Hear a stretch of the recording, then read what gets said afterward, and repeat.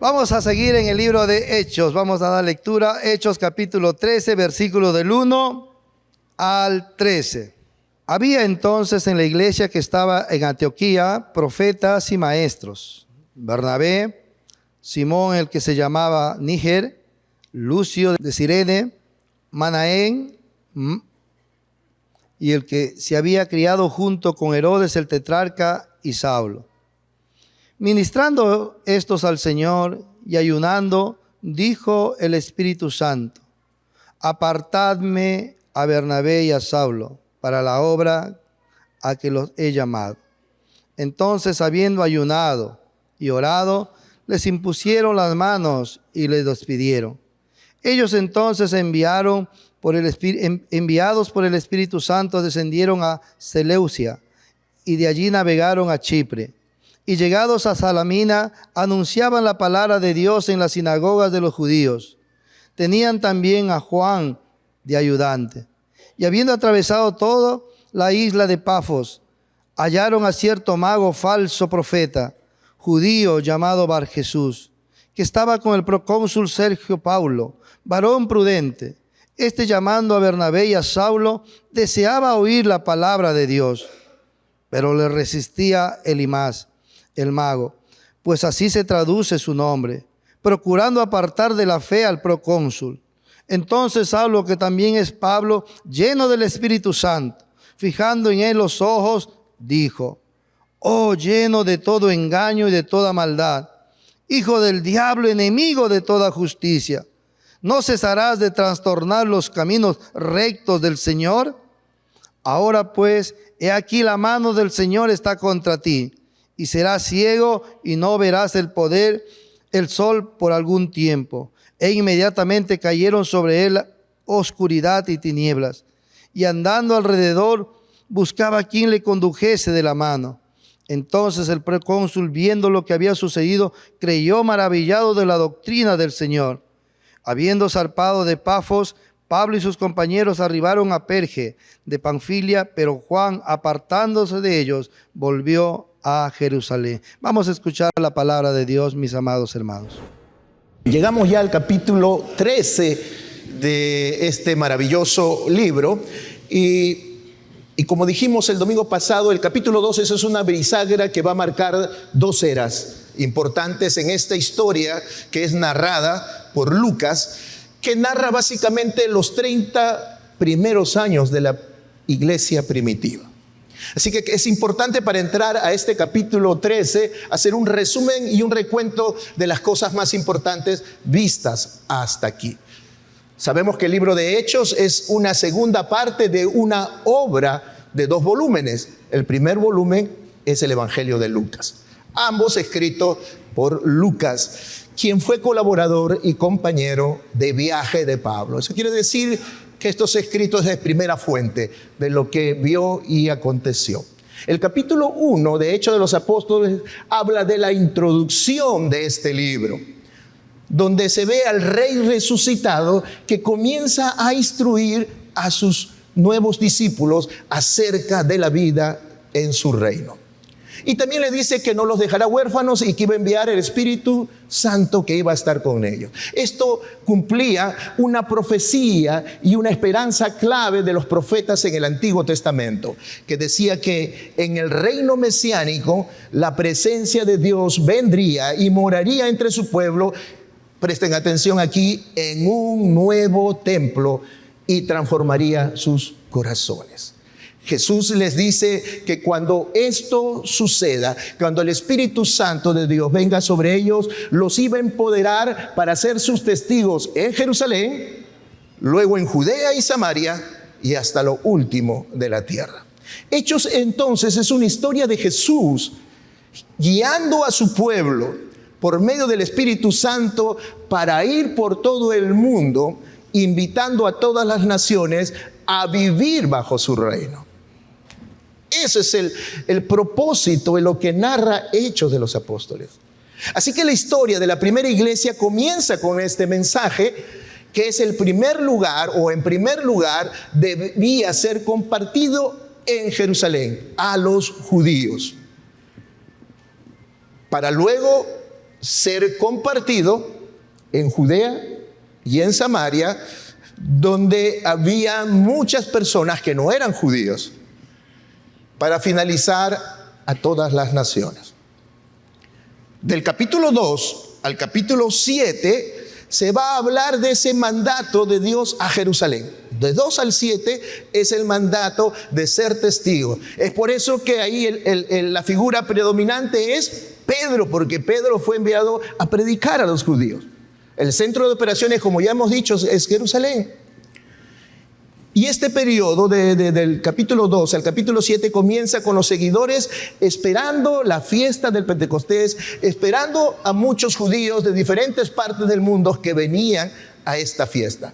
Es ahí cuando el Espíritu Santo viene sobre ellos como un viento fresco y con llamas, o como algo similar a lenguas de fuego que aparecen sobre la cabeza de todos ellos. Y surge algo maravilloso, que comienzan a hablar diferentes idiomas, contando las maravillas de Dios. Y lo sorprendente es que todos estos judíos que venían de muchas partes del mundo entendían lo que estaban hablando. Tremendo lo que acontece. Lucas quiere resaltar en esta parte esa presencia ardiente de Dios que viene a morar no en 4 paredes, no en un templo físico, sino en un nuevo templo prometido por los profetas, que es la familia del nuevo pacto, que somos tú y yo, pueblo de Dios. Lo que nos conecta con lo segundo que Lucas quiere resaltar, que también los profetas prometieron, que cuando Dios viniera a morar en su nuevo templo, nosotros, reunificaría todas las tribus de Israel bajo el rey mesiánico, y las buenas nuevas del reino de Dios serían anunciadas a todas las naciones. Lucas describe por eso con detalle, capítulo 2 de Hechos, la composición internacional y multiétnica. Lo resalta, nada está por casualidad. Hechos capítulo 2, verso 9 al 11, mira, cuando todas esas personas que venían de otras partes del mundo comenzaron a escuchar el evangelio en sus propios idiomas. ¿Quiénes eran? Partos, medos, elamitas y los que habitamos en Mesopotamia, en Judea, en Capadocia, en Ponto, en Asia, en Frigia, en Panfilia, en Egipto, en las regiones del África, mira, desde el África, más allá de Cirene, y romanos aquí residentes, tantos judíos como prosélitos, cretenses y árabes, les oímos hablar en nuestras lenguas las maravillas de Dios. Así que los apóstoles continúan llamando a los israelitas a reconocer a Jesús como el Mesías. Y miles de ellos creyeron. Y respondieron a ese llamado. Y se forman nuevas comunidades de generosidad, de alabanza y de celebración. Porque estas personas regresaban a su país y comenzaban a compartir el evangelio y se formaban nuevas comunidades. Pero eso no fue algo que no causó el rechazo de los religiosos de ese tiempo. Lucas muestra ahí que la nueva familia de Jesús rápidamente va a enfrentar la hostilidad de estos líderes religiosos. Enseguida Lucas cuenta la historia de 2 templos. Y que el nuevo templo de Dios, nosotros, la comunidad seguidores de Jesús, día tras día, dice, continuaban unánimes reuniéndose en el templo y compartiendo el pan en las casas. En el centro de toda esta narrativa entra una historia acerca de cómo los seguidores de Jesús vendían sus propiedades y lo donaban a un fondo común que iba para ayudar a los pobres. Ahora eso es maravilloso, pero como que es un paréntesis y que a veces no entendemos si se está hablando de la difusión del evangelio. ¿Qué tiene que ver esto? hasta que nos damos cuenta de que esta era una práctica descrita en la Torá. Y que se suponía que los líderes religiosos en Jerusalén deberían cumplir, ayudar a los pobres y necesitados. Pero no se hacía. Lo vemos en la película. ¿Qué hacían? Que más bien usaban el templo para alquilar a los negociantes y en la Pascua poder generar ingresos. Y la viuda y el pobre vivían en su pobreza. De manera que el punto aquí de Lucas, en ese paréntesis que parece algo que se perdió un poco en lo que estaba narrando, es claro. El nuevo templo, la iglesia del Señor, la comunidad de Jesús está cumpliendo el propósito que Dios siempre tuvo para el templo de Jerusalén. Ser un lugar donde el cielo y la tierra se encuentran, donde las personas se encuentran con la generosidad y la presencia sanadora de Dios. Querida iglesia, y eso como iglesia nunca debemos de perder. En nuestras células, la generosidad y la presencia de Dios en nosotros, ministrando sanidad. Para eso nos llamó Dios. Todos tenemos el Espíritu Santo de Dios. Y eso es lo que Lucas está resaltando, que había perdido estos líderes religiosos en Jerusalén. Ser ese instrumento de Dios. Este conflicto entre los dos templos, los religiosos y la iglesia naciente, culmina en el capítulo 6 y en el capítulo 7 de Hechos con una primera ola de persecución. Así que los seguidores de Jesús continúan multiplicando, requiriendo más líderes. Se requerían más líderes, se convertían de a miles. Es impresionante lo que el Espíritu Santo hacía. Uno de ellos, Esteban, que era un valiente testigo de Jesús en Jerusalén y que termina siendo arrestado por blasfemar, decían los líderes, contra Dios y contra su templo.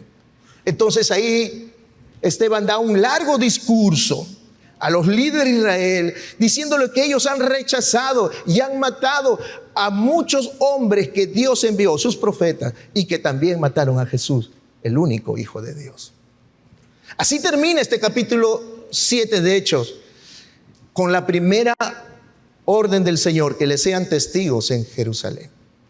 Del capítulo 8 al capítulo 12 es la segunda etapa, donde Dios dice que deberían ser testigos también, ¿dónde? En Judea y Samaria. Así que el capítulo 8 empieza con este mensaje de Esteban, que hace que los líderes lo rechacen y lo maten. Y comienza una ola de persecución que genera que salgan estos discípulos creyentes por temor a la muerte también, que salga ¿a dónde? A Judea y a Samaria. Y ahí comienzan a predicar la palabra de Dios. Eso tiene un propósito maravilloso de Dios. Lo primero que se relata en estos capítulos 8 es la misión de Felipe a Samaria. Ya lo hemos compartido. La tierra de esos odiados enemigos de los judíos. Muchos de ellos terminan convirtiéndose. Luego tenemos la conversión de Saulo, capítulo 9. Este perseguidor de la iglesia y asesino de cristianos tiene un encuentro con Jesús y se convierte, y ahora es un proclamador del evangelio, de las buenas nuevas de Dios. Algo impresionante que sucede, que aún la iglesia creía que era una mentira y era una estrategia para capturarlos y seguirlos matando. Le sigue la historia de Pedro, ¿se acuerdan? Con el lienzo y los animales impuros. Y Dios diciéndole a Pedro que no considerara a las personas no judías como ritualmente impuras o indignas de unirse a la familia de Jesús. Así que Pedro, guiado por el Espíritu, va a la casa de ese soldado romano y se da cuenta que había mucha gente gentil dispuesta a escuchar el mensaje. Escuchan el mensaje, se convierten, y Pedro se queda sorprendido que son llenos del Espíritu Santo, así como ellos en Hechos 2. Se sorprende. Todos estos temas se unen ¿en qué? En el establecimiento de la iglesia de Antioquía, la primera iglesia gentil. grande y cosmopolita en esta parte del Imperio Romano. Y Lucas nos dice que Bernabé, un líder de la iglesia de Jerusalén, se traslada junto con Pablo o con Saulo para hacer la tarea de preparación de todas estas personas que se estaban convirtiendo. Así que vemos la comisión de Jesús se hace realidad ahora en Judea y Samaria.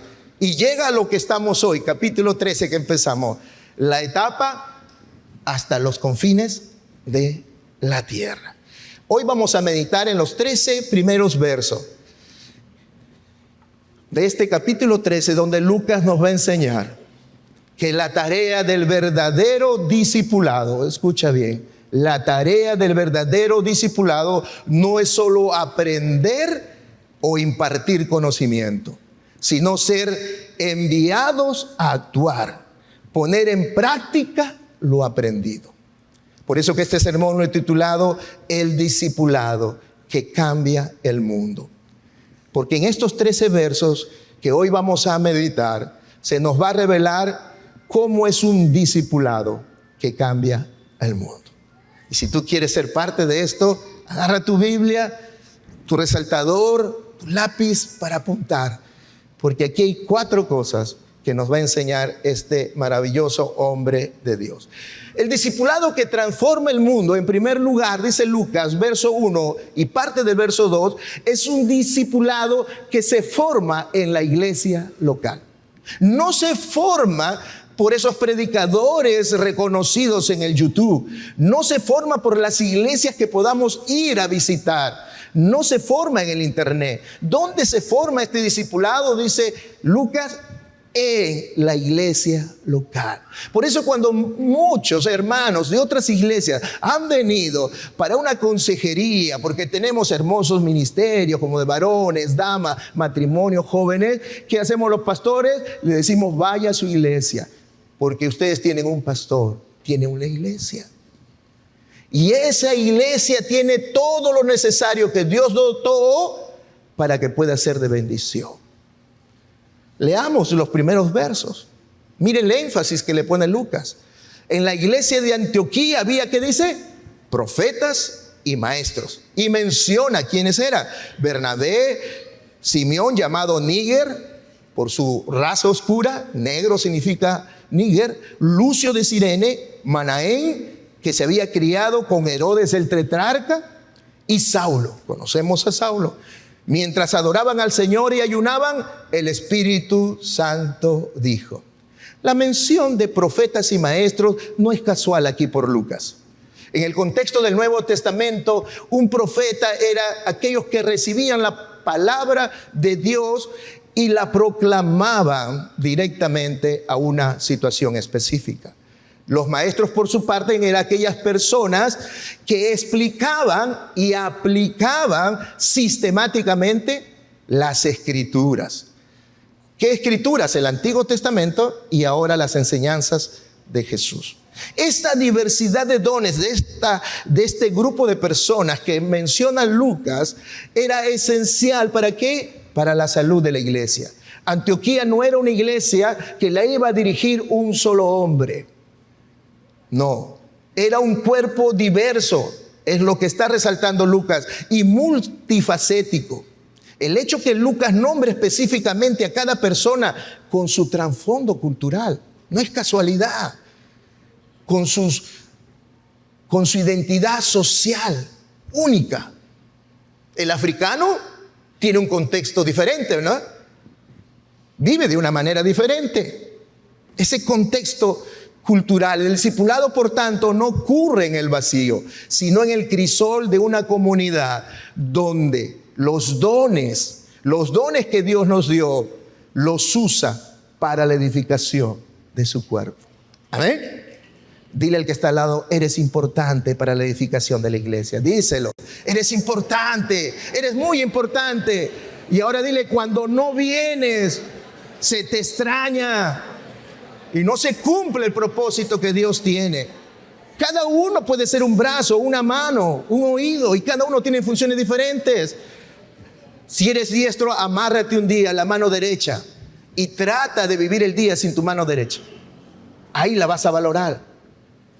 Es ahí cuando alguien de la iglesia no viene. Es ahí cuando la iglesia lo tiene que sentir y lo tiene que valorar. Un martillo no puede hacer el trabajo de un destornillador. Un destornillador no puede hacer el trabajo de una llave inglesa. Una llave inglesa no puede hacer el trabajo de una sierra. Pero mira lo maravilloso. Todos juntos, pero todos juntos pueden construir algo grande. Juntos, querida iglesia, nosotros también podemos construir algo grande para la gloria de Dios y de esta ciudad donde Dios nos ha puesto. ¿Cuántos dicen amén?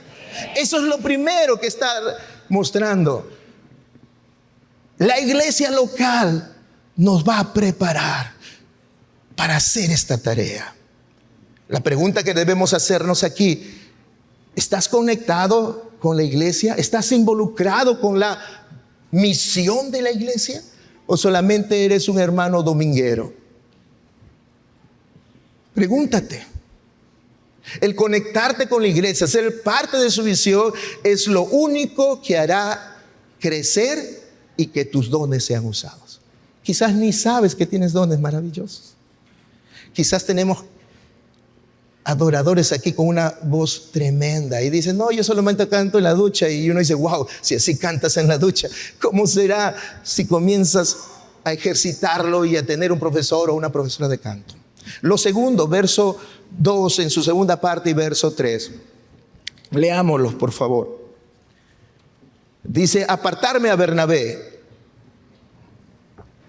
y a Saulo para la obra a la que los he llamado. Entonces, habiendo ayunado y orado, les impusieron las manos y los despidieron. Lo segundo que Lucas quiere resaltar, que el discipulado se activa únicamente por el Espíritu Santo. El Espíritu Santo es que le dijo apartarme a ellos. La iniciativa, escúchame bien, siempre es de Dios. El verbo aquí griego llamar implica ciertamente un llamado formal, pero también autoritativo. ¿Qué quiere decir? El Espíritu Santo no hace sugerencia a sus hijos, da órdenes. Hechos 1:8 dice que cuando seamos llenos del Espíritu Santo, me seréis testigo. No dice: si quieres, séme testigo. Si quieres, abre tu célula. Si quieres, ejércete don. No. Este llamado es autoritativo de parte del Espíritu Santo. Y es que el Espíritu Santo no te pregunta si quieres, te ordena que hagas. Y eso es lo que está enfatizando en esta parte. Es significativo que el Espíritu ya los había llamado a la tarea de la iglesia. Los había apartado, pero ahora los estaba confirmando, los estaba preparando para ese llamado. ¿Cuál fue la respuesta de la iglesia? Y que es un modelo que nosotros debemos rescatar. Fue obediente. Fue obediente. Y a pesar que era difícil en ese tiempo ser cristiano, decidió ser obediente. Dice entonces, habiendo ayunado. Eso indica la seriedad y dependencia que tenía esta iglesia de Dios. No de hacer lo que ellos pensaban, no iniciar negocios, no hacer cosas por su cuenta, sino siempre preguntándole a Dios. Y después de haber orado, dice: búsqueda de guía y de bendición continua. Solo la obediencia trae bendición. ¿Lo crees? Solo la obediencia trae bendición. Después de eso les impusieron las manos, que era un acto físico que simbolizaba identificación, que simbolizaba esa transferencia de autoridad que se le estaba delegando a estos hombres. Así como lo vemos en el Antiguo Testamento. Sígueme en Números, lo van a proyectar quizás. Números 27, versos 18 al 23. Mira lo que dice. Y Jehová dijo a Moisés, esto era siempre. Y Jehová dijo a Moisés: toma a Josué, hijo de Nun, varón en el cual hay espíritu, y pondrás tu mano sobre él. Y lo pondrás delante del sacerdote Eleazar y delante de toda la congregación, y le darás el cargo en presencia de ellos. Y pondrás de tu dignidad sobre él, para que toda la congregación de los hijos de Israel le obedezcan. Él se pondrá delante del sacerdote Eleazar y le consultará por medio del juicio del Urim delante de Jehová. Por el dicho de él saldrán y por el dicho de él entrarán. Él y todos los hijos de Israel con él y toda la congregación. Y Moisés hizo como Jehová le había mandado, pues tomó a Josué y lo puso delante del sacerdote Eleazar y de toda la congregación, y le puso sobre él sus manos y le dio el cargo como Jehová le había mandado. Lo que estaban haciendo era lo que habían aprendido en el Antiguo Testamento. Les estaban mandando con la autoridad y la dignidad que tenían estos siervos para enviarles. Así también a ti se te envía que abras tu célula. Cada vez que se levanta un líder y lo presentamos acá, ¿qué hacemos? Ponemos nuestras manos y oramos por ellos. Cada vez que vienen siervos de Lima a hacer una conferencia o un pastor que viene a predicar, ¿qué hacemos al final? ¿Te has percatado? Ponemos las manos y oramos por su ministerio. No se envía como un empleado, vaya a hacer el trabajo. Se envía en cristianismo como un embajador de Cristo. Amén. Eso es maravilloso. Es como cuando un padre enseña a su hijo a montar bicicleta. ¿Cuántos han enseñado a sus hijos a montar bicicleta? Ahí está el principio, ¿no? De lo que está hablando Pablo. Primero lo sostiene en la bicicleta. Papá, no me sueltes, te dice, no. Papá, no me sueltes. No, no te estoy soltando. Y voltea. No me sueltes. Lo guía, le enseña. Pero llega un momento que tiene que ¿qué? Que soltarlo, enviarlo. Enviarlo a que lo haga solo. Pero el padre no se va, corre al lado para animarlo. Vamos, vamos, tú puedes. Listo para actuar. Y si se cae, el papá va a estar ahí corriendo para tomarlo. El padre no se va. Nuestro Padre no se va, siempre va a correr a nuestro lado para animarnos a hacer esta única tarea que nos mandó. Vayan y hagan discípulos, listos para ser enviados. Tienes 15 años aquí en la iglesia y tienes miedo a ser enviado a una obra. Ahí lo ha dicho el pastor, en los anexos se necesitan manos, pero tienes miedo. Queridos líderes celulares, queridos supervisores de red, es como Dios quiere que hagamos la obra. Guiándolos. Ahí primero. ¿Hay temor? Sí. Ven aquí, ven. Aquí vas a compartir. Aquí en este grupo pequeño. Yo voy a estar a tu lado. Después lo va a ir soltando. Y después lo va a enviar para que lo haga solo. Ese es el trabajo que tenemos que hacer. Entonces el discipulado implica estar dispuesto a ser apartado y a ser enviados por Dios. ¿Estás listo para que Dios te envíe? Pastor, recién tengo 15 años. Una vez estuve en una conferencia de estas iglesias que ya están enviando misioneros al resto del mundo. Nosotros todavía estamos en nuestra Jerusalén, en nuestra ciudad, ¿no? Y el predicador comenzó explicando cómo su iglesia estaba creciendo. Wow, era impresionante. Y dijo, ¿cuántos de aquí tienen más de 3 años en la iglesia? Y mandaron muchos las manos. ¿Y saben qué dijo? Váyanse de su iglesia. Y todos se sorprendieron. Y comenzó a explicar esto. El ser enviados a otros lugares. Y ellos, como mandaban a sus líderes, mandaban de Corea a Inglaterra, a Asia, Estados Unidos, a Perú, familias, parejas, enviándoles. Tremendo. Y el enviado decía al comienzo, fue complicado ir a una ciudad con una cultura diferente, nuestros hijos entrando a colegios con un contexto diferente, pero ahora teniendo una iglesia maravillosa ahí en un lugar complicado, difícil. Eso de lo que está hablando Lucas. Y que estaba aconteciendo. Lo tercero, el discipulado que transforma el mundo es un discipulado que se fortalece en la prueba. Del verso 4 al verso 12 empieza este viaje que después de imponerles las manos a Bernabé y a Saulo, salen guiados por el Espíritu Santo, pero inmediatamente hemos visto en este pasaje, lo vemos del verso 4 al 12, sucede el primer conflicto espiritual. ¿verdad? Había un procónsul ahí que quería escuchar el mensaje, pero comienza a levantarse la oposición satánica por medio de este hombre que dice Elimas, que significa, dice el pasaje, magia o hechicero. Pero también dice el pasaje que se llamaba Bar Jesús.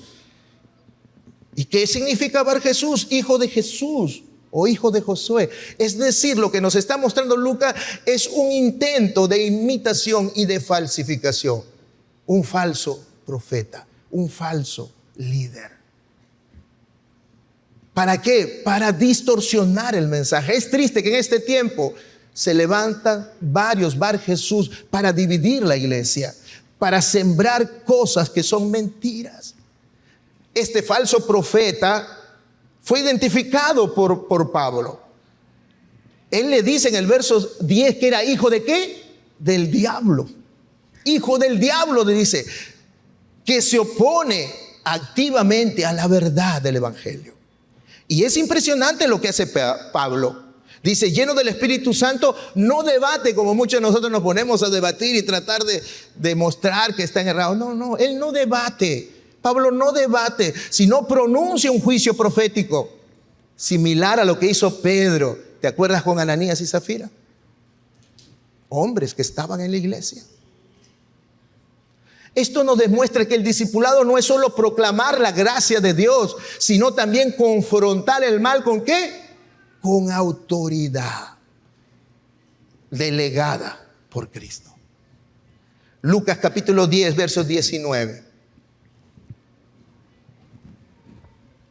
He aquí, dice Jesús, les doy potestad de hollar ¿qué? Serpientes y escorpiones, y sobre toda, subraya eso, sobre toda fuerza del enemigo, y no os... ¿Y por qué vienes, pastor? Me he soñado feo, he visto sombras, ore por mí. Si eres un hijo de Dios, si eres un discípulo de Cristo, recuerda que Dios te ha dado toda autoridad sobre serpientes y escorpiones. Se está hablando de un mundo perverso, espiritual, satánico, y lo recarga, y sobre toda fuerza del enemigo, y no te hará daño. Nadie puede tocar a un hijo de Dios. Y si el diablo quiere tocarte, va a tener que pedir permiso a Dios. Ni un cabello caerá sin el consentimiento de Dios. Eso es lo que hemos perdido muchas iglesias, la autoridad de Cristo. La ceguera física de Elimas es una manifestación de ceguera espiritual. El resultado, este hombre que quedó ciego, quiso oponerse. Fue un instrumento del diablo. ¿Alguien se podrá oponer? Lo vimos la semana pasada. ¿Se podrá oponer a la obra de Dios? Agripa I, ¿cómo murió? Que se quiso oponer a la obra de Dios matando a seguidores de Cristo, terminó muerto agusanado. Este hombre quedó ciego. El mensaje de Dios, escúchame bien, líder celular, nadie lo puede detener. ¿Y qué pasó con el procónsul cuando vio que este hombre que se oponía con mentiras y lo estaba seduciendo quedó ciego? Wow, se quedó maravillado del poder del evangelio. Hermanos, Dios nos ha dado toda autoridad y poder para hacer que todo Ica sea para Cristo. Amén. Así que no sientas mal si viene un ateo, no sientas mal si viene alguien, porque es Dios que se levantará y tú solamente tendrás que ejercer esa autoridad. Y aquí podemos hacernos otra pregunta. ¿Nos desanimamos fácilmente cuando vemos algo que se levanta en oposición a lo que estamos queriendo difundir el evangelio? O cuando no vemos fruto inmediato, empezaste con 5, ahora tienes 2 y te desanimas. El discipulado es de largo alcance, nunca lo olvides, es de largo alcance. ¿Estás preparado para defender tu fe con valentía y amor aun cuando enfrentes oposición? En esta semana conversaba con un matrimonio que les he visto crecer desde que se convirtieron. Y me decían, pastor, me han dicho que abra mi célula. Y yo, ¿qué célula voy a abrir? No sé. tienen obediencia. Y estoy aprendiendo. Primero el hecho que esté en la célula de este líder y después que me mande a la célula que tengo que abrir. Pero doy gracias a Dios, decía. Y contaban las bendiciones que Dios había traído. Y yo digo, wow, qué maravilloso es Dios. Entramos a lo último. Miren lo que estamos viendo hasta aquí. Un discipulado que transforma el mundo, nos explica. Empieza ¿dónde? En la iglesia local, formándote ahí, en la iglesia local, en la academia bíblica, en los sitios de preparaciones. También el discipulado, en segundo lugar, se activa por el poder del Espíritu Santo. Por eso que la lectura bíblica, hermano, ¿qué es lo que activa el corazón de un creyente?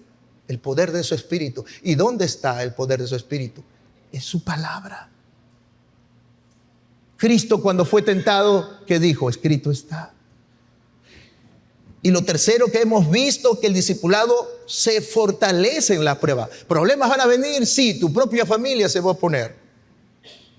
Pero tú tienes que ser consciente que Dios te ha dado autoridad y que va a prevalecer, y nadie va a poder detener el evangelio para tu hogar, para tu familia, para tus seres queridos, para tu barrio. Él nos ha dado toda autoridad. Y por último, verso 13, acabamos. El discipulado se demuestra con fidelidad. Muchos que empezaron bien, ya yo no los veo aquí, porque no fueron fieles. Recibieron la bendición de Dios, lo que querían y pedían, Dios se lo dio con creces y ahora no están. ¿Fueron fieles? No. Dice el verso 13, desde Pafos, Pablo y sus compañeros se hicieron a la mar y llegaron a Perge de Panfilia. Juan se separó de ellos y volvió a Jerusalén. ¿A quién Juan está hablando? A Juan Marcos. Juan Marcos y su familia habían dado la casa donde sucedió la última cena. Era una familia adinerada. Entonces se embarca en este primer viaje misionero que hace Bernabé y Pablo. Y dice que abandona. Cuando vieron, y Juan Marcos, patita, ¿para qué te quiero? Regresó a la comodidad de su familia y del dinero. No sé y no sabemos si por lo difícil del viaje, por lo complicado de la oposición que se estaba viendo, o quizás por el cambio de liderazgo de su tío Bernabé a Pablo. Sea cual fuere la razón, Marcos eligió seguir su propio camino de regreso a la comodidad, a su familia. Este evento tuvo consecuencias más tarde fuertes, como vamos a ver en el capítulo 15. Una pelea fuerte entre Bernabé y Pablo a causa del abandono de Marcos. Pero qué maravilloso que la historia de Marcos no termina ahí, porque pasa el tiempo y se convierte en un colaborador útil. Eso muestra que aun cuando fracasemos en nuestro primer intento como discipulador, eso no es el final. Porque este Juan Marcos fue de mucha bendición. No solo eso, sino que Dios lo usó para que escribiera un evangelio. Así que muchas veces cometemos errores en esta tarea, pero Dios no nos desecha si somos hijos de Dios. Dios te restaura, te levanta, y esas dificultades las va a usar para que puedas ser un hombre o una mujer diferente. Aquí tenemos que preguntarnos, ¿hay áreas en nuestra vida donde hemos vuelto a Jerusalén? Yo he vuelto muchas veces a Jerusalén porque me sentía que no era el cristiano que debía ser, que no tenía las capacidades para poder hacer la tarea que Dios me encomendaba, y abandoné mi misión. Pero es maravilloso como Dios te trae nuevamente, te restaura y te levanta, y te hace un hombre y una mujer de mucha bendición en los caminos del Señor, porque el que hace la obra es Dios. Solamente quiere corazones dispuestos que le obedezcan. El discipulado es un camino de fidelidad. Nunca lo olvides. Dile al que está a tu lado, este camino es de fidelidad. No de abandonar.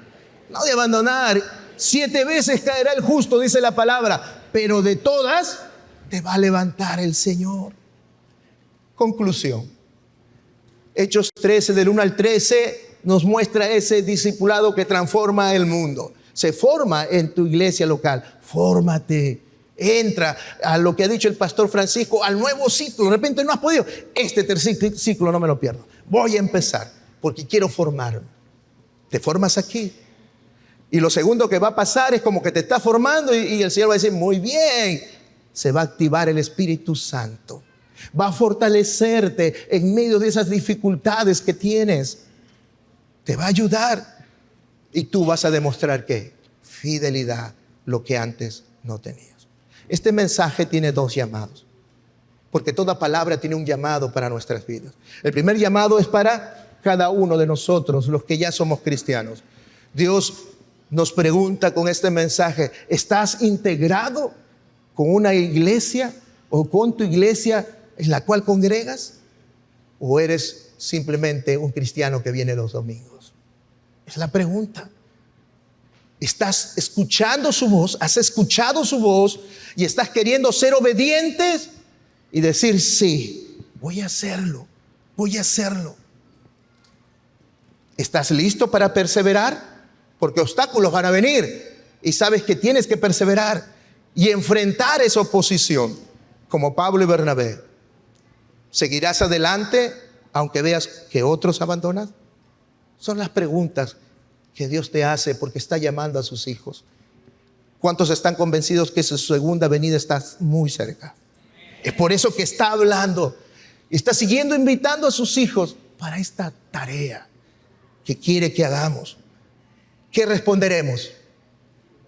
Correcto, heme aquí, Señor. Si has visto en mí muchas cosas feas, pero así me estás llamando, es el poder del Espíritu que tocó a Pedro. ¿Qué hacía Pedro? ¿Oraba? Se quedaba dormido. A pesar que Dios le decía, mi alma se siente desfallecer en el Getsemaní, ora por mí. 3 veces los encontró, ¿qué? Pero él le decía, a la cárcel contigo. No, si morir yo contigo. ¿Y qué le decía Jesús? Ay, Pedro. Te han pedido para zarandear y antes que cante el gallo me habrás negado 3 veces. Señor, tú estás... Mírame, yo soy Pedro. Pero qué maravilloso ese fracaso Dios lo convirtió después que él entiende esto, en ser un hombre poderoso en Dios. Amén.